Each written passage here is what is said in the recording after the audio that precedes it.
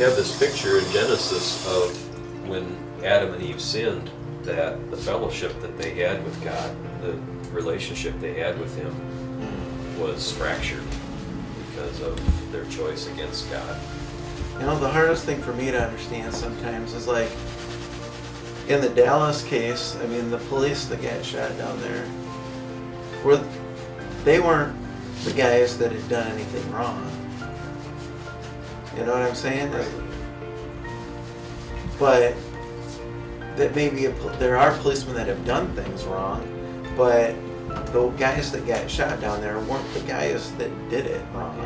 So why does God let something like that happen? Because there are people that are doing a good job, and it seems like they're the ones that get punished.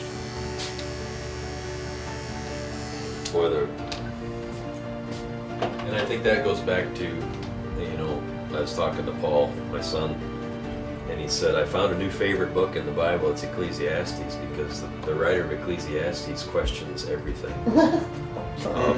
It's like, and he says, it seems like everything in life is vain, because even when you try to do the right thing, sometimes you still get,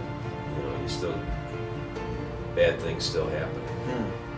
And I think that's kind of it's something that everybody struggles with. I know I do.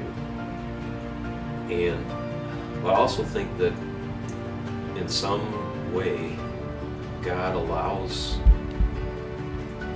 us to feel and experience the natural repercussions of our actions.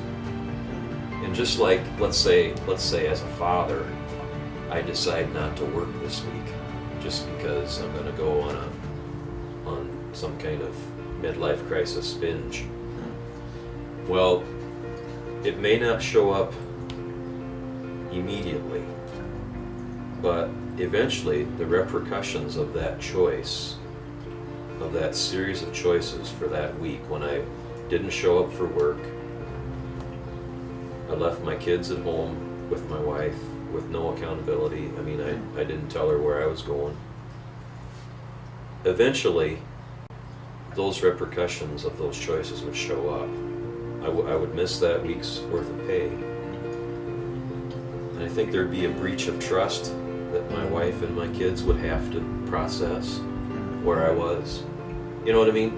So even though probably lose your job too. Probably so. So those indirect repercussions of my actions would begin to filter out through everybody that's a part of my life. Hi, I'm John. I'm a barber, and I have a shop here in Polo, but I also have a pastor church in Dixon called Living Well. And we're getting ready to do a sermon series coming up in August, and the title's kind of edgy. It is called Living Hell, and I was actually thinking about the things that are going on in our world today. A lot of people would describe their life as kind of a living hell right now, and so as I read the scripture, I know that there are some things that the Bible has to say that really help us to move from what I believe life feels like sometimes, living hell, to living well. The third one is the story of Haman, and this one is from the book of Esther, and it's simply called The Living Hell of Hatred. This is the story of hatred's plan of annihilation of the Jews, and